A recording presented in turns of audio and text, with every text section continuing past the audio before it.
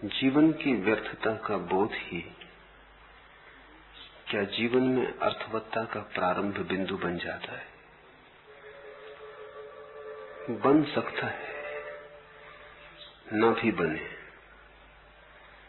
संभावना खुलती है, अनिवार्यता नहीं। जीवन की व्यर्थता दिखाई पड़े तो परमात्मा की खोज शुरू हो सकती है, शुरू होगी ही, ऐसा जरूरी नहीं। जीवन की व्यर्थता पता चले तो आदमी निराश भी हो सकता है, आशा ही छोड़ दे, व्यर्थता में ही जीने लगे, व्यर्थता को स्वीकार कर ले, खोज के लिए कदम न उठाए तो जीवन तो दूभर हो जाएगा, बोझ हो जाएगा, परमात्मा की यात्रा न होगी। इतना तो सच है कि जिसने जीवन की व्यर्थता नहीं जानी वो परमात्मा की खोज पर नहीं जाएगा। जाने की कोई जरूरत नहीं है। अभी जीवन में ही रस आता हो तो किसी और रस की तरफ आंख उठाने का कारण नहीं है। फिर जीवन की व्यर्थता समझ में आए तो दो संभावनाएं हैं, या तो तुम उसी व्यर्थता में रुक के बैठ जाओ और या उस व्यर्थता के पार सार्थकता की खोज करो। तुम पर निर्भर है। नास्तिक और आस्तिक का यही फर्क है, यही फर्क की रेखा है। नास्तिक वह है जिसे जीवन की व्यर्थता तो दिखाई पड़ी लेकिन आगे जाने की, ऊपर उठने की, खोज करने की सामर्थ्य नहीं, रुक गया, नहीं में रुक गया, हां की तरफ न उठ सका, निषेध को ही धर्म मान लिया, विदेह की बात ही भूल गया। आस्तिक नास्तिक से आगे जाता है। आस्तिक नास्तिक का विरोध नहीं, अतिक्रमण है। आस्तिक के जीवन में भी नास्तिकता का पड़ाव आता है, लेकिन उस पर वो रुक नहीं जाता। वो उसे पड़ाव ही मानता है और उससे मुक्त होने की चेष्टा में संलग्न हो जाता है, क्योंकि जहां नहीं है वहां हां भी होगा। और जिस जीवन में हमने व्यर्थता पहचान ली है उस जीवन के किसी तल की गहराई पर सार्थकता भी छिपी होगी। अन्यथा व्यर्थता का भी क्या अर्थ होता है? जिसने दुख जाना वो सुख को जानने में समर्थ है, अन्यथा दुख को भी न जान सकता है। जिसने अंधकार को पहचाना उसके पास आंखें हैं जो प्रकाश को भी पहचानने में समर्थ है। अंधों को अंधेरा नहीं दिखाई पड़ता। साधारणतः हम सोचते हैं कि अंधे अंधेरे में जीते होंगे, गलत है ख्याल। अंधेरे को देखने के लिए भी आंख चाहिए।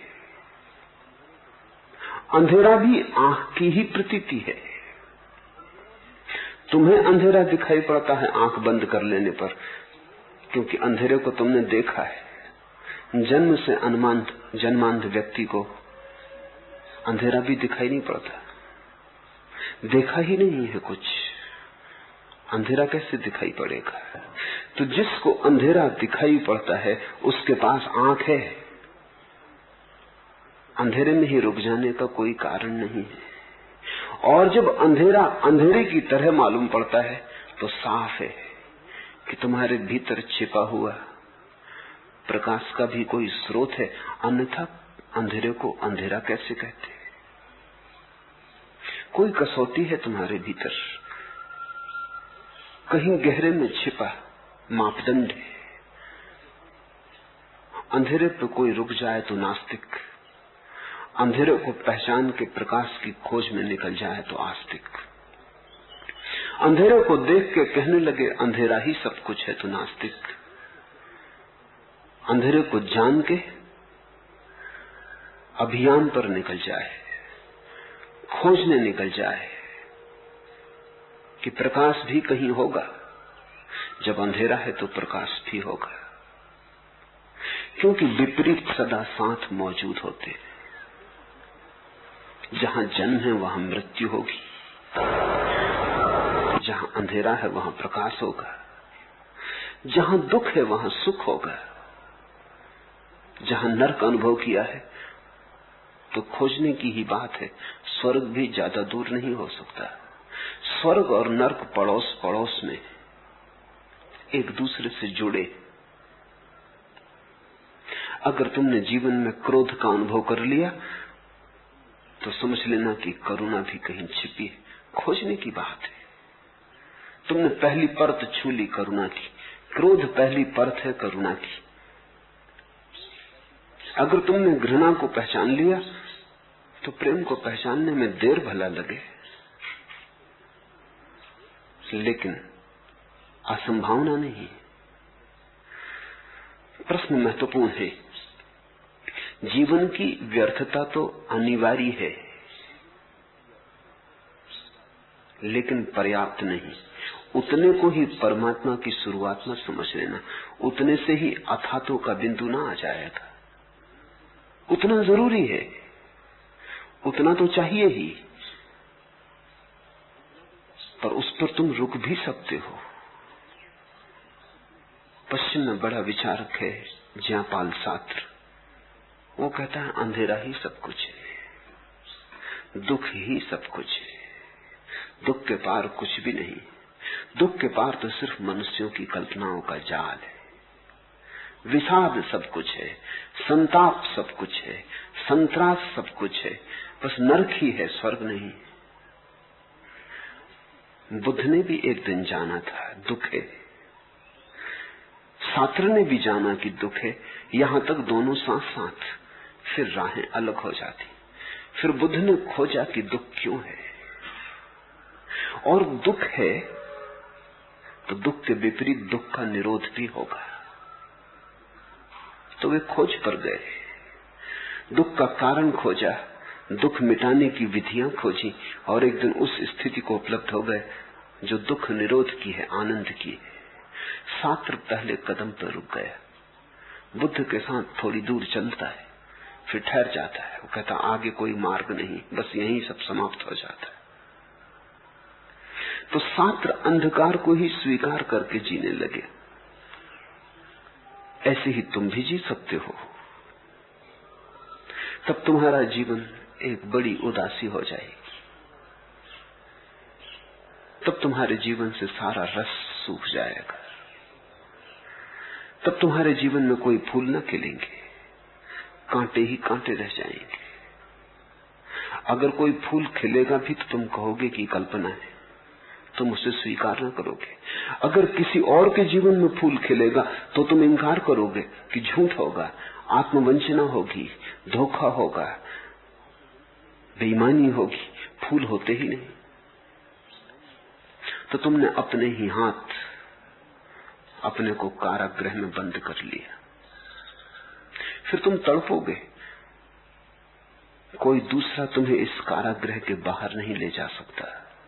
अगर तुम्हारी ही तरफ तुम्हें बाहर उठने की सामर्थ्य नहीं देती और तुम्हारी ही पीड़ा तुम्हें नई खोज का संबल नहीं बनती, तो कौन तुम्हें उठाएगा? लेकिन एक न एक दिन उठोगे, क्योंकि पीड़ा को कोई शाश्वत रूप से स्वीकार नहीं कर सकता। एक जन्म में कोई सात्र हो सकता है, सदा सदा के लिए सात्र नहीं हो सकता। आज सात्र हो सकता है, सदा सदा के लिए सात्र नहीं हो सकता, क्योंकि दुख का स्वभाव ऐसा है कि उसे स्वीकार करना असंभव है। दुख का अर्थ ही ये होता है कि जिसे हम स्वीकार न कर सकेंगे। घड़ी भर को समझा लें, बुझा लें कि ठीक है, यही सब कुछ है, इससे आगे कुछ भी नहीं, लेकिन फिर मन आगे जाने लगेगा, क्योंकि मन जानता है गहरे में सुख है। उसी आधार पर तो हम पहचानते हैं दुख को। हमने जाना है, शायद गहरी नींद में हमें सुख का थोड़ा सा स्वाद मिला है, पतंजलि ने योग सूत्रों में समाधि की व्याख्या सुसुप्ति से की है कि वो प्रगाढ़ निद्रा है। जैसा सुसुप्ति में सुख मिलता है सुबह उठकर, रात गहरी नींद सोए, कुछ याद नहीं पड़ता, लेकिन एक भीनी सी सुगंध सुबह तक भी तुम्हें घेरे रहती। कुछ याद नहीं पड़ता कहां गए, क्या हुआ, लेकिन गए कहीं और आनंद से सरोभोर होकर लौटे। कहीं डुबकी लगाई, अपने में ही गहरा कोई तल छुआ, कहीं विश्राम मिला, कोई छाया के तले ठहरे, वहां धूप न थी, वहां गहरी शांति थी, वहां कोई विचारों की तरंगे भी न पहुंचती थी, कोई स्वप्न के जाल भी न थे, अपने में ही कोई ऐसी गहरी शरण, कोई ऐसा गहरा शरण स्थल पा लिया। सुबह उसकी सिर्फ हल्की खबर रह जाती, दूर सुने गीत की गुनगुन रह जाती। रात गहरी नींद सोए तो सुबह तुम कहते हो बड़ी गहरी नींद आई, बड़े आनंदित उठे। शायद गहरी निद्रा में तुम वहीं जाते हो जहां योगी समाधि में जाता है। गहरी निद्रा में तुम वहीं जाते हो जहां भक्ति भाव की अवस्था में पहुंचाती है। गहरी निद्रा में तुम उसी तल्लीनता को छूते हो जिसको भक्त भगवान में डूब के पाता है।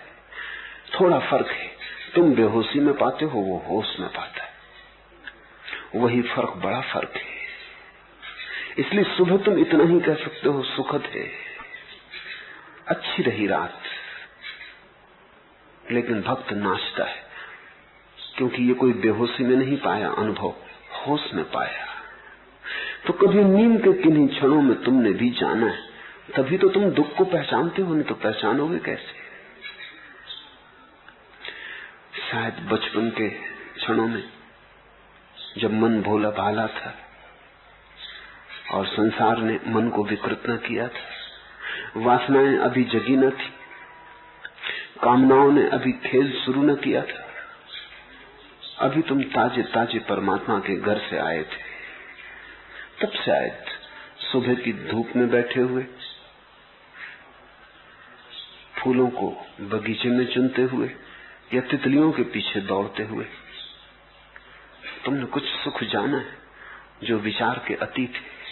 तुमने कोई तल्लीनता जानी जहां तुम खो गए थे, कोई विराट सागर रह गया था, बूंद ने अपनी सीमा छोड़ दी थी। फिर अब भूली सी बात हो गई, भूली बिसरी बात हो गई, अब याद भी नहीं आता। बस इतना ही लोग कहे चले जाते हैं। अगर कोई तर्कयुक्त व्यक्ति मिल जाए, कहे कि सिद्ध करो क्या था बचपन में स्वर्ग, तो तुम सिद्ध न कर पाओ। वो भी गहरी नींद का अनुभव हो गया। अब याद रह गई है, खुद भी तुम्हें पक्का भरोसा नहीं कि ऐसा हुआ था, भूल ही गया है। क्योंकि जिसका तुम्हारे जीवन से संगति नहीं बैठती, वो धीरे धीरे विस्मरण हो जाता है। धीरे धीरे तुम उसी को याद रख पाते हो जिसका तुम्हारे मन के ढांचे से मेल बैठता है। बेमेल बातों को हम छोड़ देते, बेमेल बातों को याद रखना मुश्किल हो जाता है। तो कहीं कहीं कोई अनुभव तुम्हारे भीतर है। कभी प्रेम के गहरे क्षण में किसी से प्रेम हुआ हो, मन ठिठक गया हो सौंदर्य के साक्षात्कार में, या कभी चांदनी रात में आकाश को देखते हुए मन मौन हो गया हो, तो तुमने सुख की झलक जानी। एक किरण तुम्हारे जीवन में कभी न कभी उतरी है, उसी से तो तुम पहचानते हो कि ये अंधेरा है। किरण न जानी हो तो अंधेरे को अंधेरा कैसे कहोगे? अंधेरे की प्रतिभिज्ञा कैसे होगी, पहचान कैसे होगी? पहचान तो विपरीत से होती है। तो जो रुक जाए जीवन की व्यर्थता पर, वो नास्तिक। इसलिए नास्तिक को मैं आस्तिक जितना साहसी नहीं कहता। जल्दी रुक गया, पड़ाव को मुकाम समझ लिया, आगे जाना है, और आगे जाना है। एक बड़ी पुरानी सूफी कथा है कि फकीर जंगल में बैठा था। वो रोज एक लकड़हारे को लकड़ियां काटते हुए ले जाते लाते देखता था। उसकी दीनता, उसके फटे कपड़े, उसकी हड्डियों से भरी देह, उसे दया आ गई। वो जब भी निकलता था लकड़हारा तो उसके चरण छू जाता था। एक दिन उसने कहा कि कल जब तू लकड़ी काटने जाए, आगे जा और आगे जा। लकड़हारा कुछ समझा नहीं, लेकिन फकीर ने कहा तो कुछ मतलब होगा। ऐसे कभी ये फकीर बोलता ना था, पहली दफा बोला है आगे जा और आगे जा। तो जहां वो लकड़ियां काटता था जंगल में थोड़ा आगे गया, चकित हुआ। सुगंध से उसके नासापुट भर गए। चंदन के वृक्ष थे, वहां तक वो कभी गया ही न था। उसने चंदन की लकड़ियां काटी, चंदन को बेचा, तो उस रात खुशी में रोया, दुख में भी खुशी में भी, कि अगर यही लकड़ियां अब तक काट के बेची होती तो करोड़पति हो गया होता। पर अब गरीबी मिट गई। दूसरे दिन जब चंदन की लकड़ी फिर काट रहा था तो उसे ख्याल आया कि फकीर ने ये नहीं कहा था कि चंदन की लकड़ी तक जा, उसने कहा था और आगे और आगे। तो उसने चंदन की लकड़ियां ना काटी और आगे गया तो देखा कि चांदी की एक खदान। फिर तो उसके हाथ में सूत्र लग गया। फिर और आगे गया तो सोने की खदान, फिर और आगे गया तो हीरों की खदान पर पहुंच गया। और आगे, जब तक कि हीरों की खदान ना आ जाए, उसको ही हम परमात्मा कहते। तुम लकड़हारों की तरह लकड़ियां ही बेच रहे हो, थोड़ी ही दूर आगे चंदन के वन है। तुम विचारों में ही उलझे हो, जहां लकड़ियां ही लकड़ियां हैं, बड़ी सस्ती उनकी कीमत है। थोड़े निर्विचार में चलो, चंदन के वन है, बड़ी सुगंध है वहां। और थोड़े गहरे चलो तो समाधि की खदानें, और गहरे चलो तो निर्बीज समाधि, निर्विकल्प समाधि की खदानें, और गहरे चलो तो स्वयं परमात्मा है। योगी कदम कदम जाता है, रुक रुक के जाता है, कई पड़ाव बनाता है। भक्त सीधा जाता है, नाचता हुआ जाता है, रुकता नहीं, पड़ाव भी नहीं बनाता, वो सीधा तल्लीनता में डूब जाता है।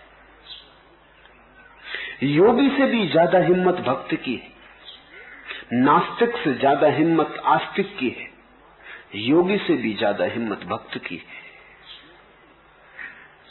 क्योंकि भक्त सीढ़ियां भी नहीं बनाता, तो एक गहरी छलांग लेता है जिसमें अपने को डुबा देता है, मिटा देता है।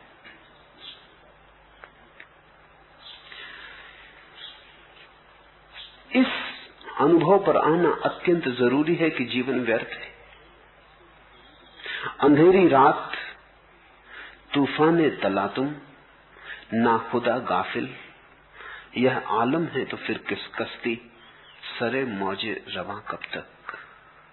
अंधेरी रात, सब तरफ अंधेरा है, कुछ सूझता नहीं, हाथ को हाथ नहीं सूझता। तूफाने तलातुम, बड़ी आंधियां हैं, बड़े तूफान हैं, सब उखड़ा जाता है, कुछ ठहरा नहीं मालूम पड़ता, बड़ी अराजकता है। ना खुदा गाफिल, और जिसके हाथ में कश्ती है, वो जो माछी है, वो सोया हुआ है, बेहोश है। यह आलम है, ऐसी हालत है, तो फिर किश्ती सरे मौजे रवां कब तक। तो इस किश्ती का भविष्य क्या है? ये नाव अब डूबी तब डूबी। इस नाव में आशा बांधनी उचित नहीं, इस नाव के साथ बंधे रहना उचित नहीं। लेकिन जाओगे कहां? भागोगे कहां? यही कश्ती तो जीवन है। तुम सोए हो मूर्छित, तूफान भयंकर है, अंधेरी रात है, डूबने के सिवाय कोई जगह दिखाई नहीं पड़ती। लेकिन डूबना दो ढंग का हो सकता है। एक, कश्ती डुबाए तब तुम डूबो, और एक कि कश्ती में बैठे बैठे तुम डूबने के लिए कोई सागर खोज लो। उस सागर को ही हम परमात्मा कहते हैं। अच्छा यकीन नहीं है तो कश्ती डुबो के देख, एक तू ही नाखुदा नहीं जालिम खुदा भी है। तो फिर हिम्मत आ जाती है, फिर आदमी कहता है कि ठीक, तो अगर माझी तू चाहता ही है कि कश्ती डुबानी है तो डुबा के देख, तू ही अकेला नहीं है माझी, तुझसे ऊपर खुदा भी है। एक तू ही ना खुदा नहीं जालिम खुदा भी है। फिर अंधेरी रात, तूफान, कश्ती का अब डूबा तब डूबा होना, सब दूर की बातें हो जाती।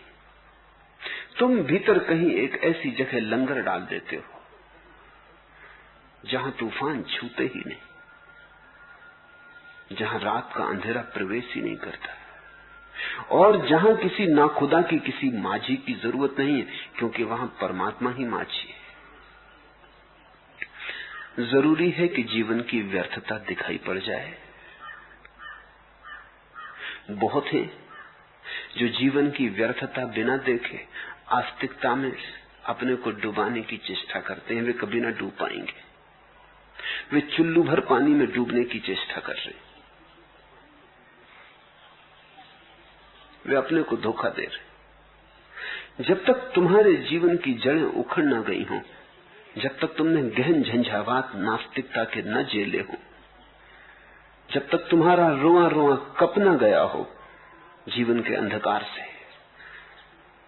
जब तक तुम्हारी छाती भयभीत न हो गई हो, तब तक तुम जिस आस्तिकता की बातें करते हो वो सांत्वना होगी, सत्य नहीं। जब तक तुम जिन मंदिरों और मस्जिदों में पूजा उपासना करते हो, वो पूजा उपासना धोखाधड़ी है।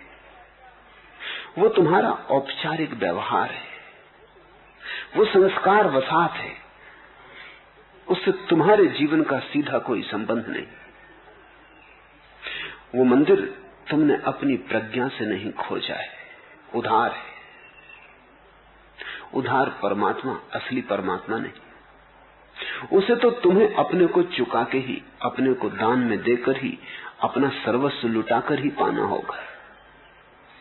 वो तो तुम जब तक सूली पर न लटक जाओ तब तक उस सिंहासन तक न पहुंच पाओगे।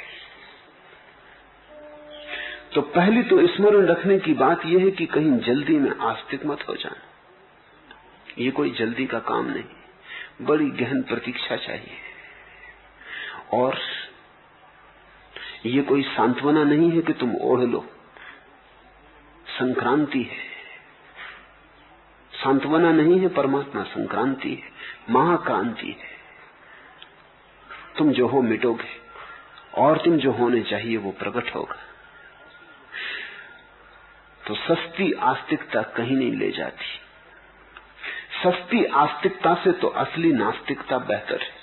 कम से कम उस परिधि पर तो खड़ा कर देती है जहां से आगे कदम चाहो तो उठा सकते हो। झूठी नास्तिकता से तो कोई कभी कहीं नहीं गया है, जा ही नहीं सकता। झूठी प्रार्थना कभी नहीं सुनी गई है। तुम कितने ही जोर से चिल्लाओ, तुम्हारी आवाज के जोर से प्रार्थना का कोई संबंध नहीं है। तुम्हारे हृदय की सच्चाई से, तुम्हारी विनम्रता से, तुम्हारे निरअहंकार भाव से, तुम्हारे असहाय भाव से जब तुम्हारी प्रार्थना उठेगी तो पहुंच जाती। तो जर्रा जर्रा, कण कण अस्तित्व का तुम्हारा सहयोगी हो जाता है। तो पहले तो झूठी आस्तिकता से बचना, फिर नास्तिकता में मत उलझ जाना। नास्तिक होना जरूरी है, बने रहना जरूरी नहीं। एक ऐसी घड़ी आएगी जब अंधेरा ही अंधेरा दिखाई पड़ेगा, तूफान ही तूफान होंगे, कहीं कोई सहारा न मिलेगा, सब सहारे झूठ मालूम होंगे, राह भटक जाएगी, तुम बिल्कुल अजनबी की तरह खड़े रह जाओगे जिसका कोई सहारा नहीं, जो एकाकी। तब घबरा के बैठ मत जाना, यहीं से शुरुआत होती, यहीं से अगर तुमने आगे कदम उठाया तो उपासना, भक्ति, यहीं से आगे कदम उठाया तो संसार के पार परमात्मा की शुरुआत होती। झूठी नास्तिकता से बचना है, झूठी आस्तिकता से बचना है। नास्तिकता सच्ची हो तो भी उसको घर नहीं बना लेना है। असली नास्तिकता के दुख को झेलना है ताकि उस पीड़ा के बाहर असली आस्तिकता का जन्म हो सके।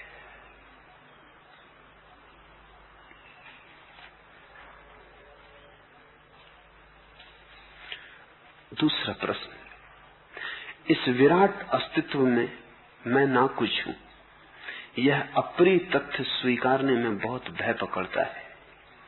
इस भय से कैसे ऊपर उठा जाए? अप्रिय कहोगे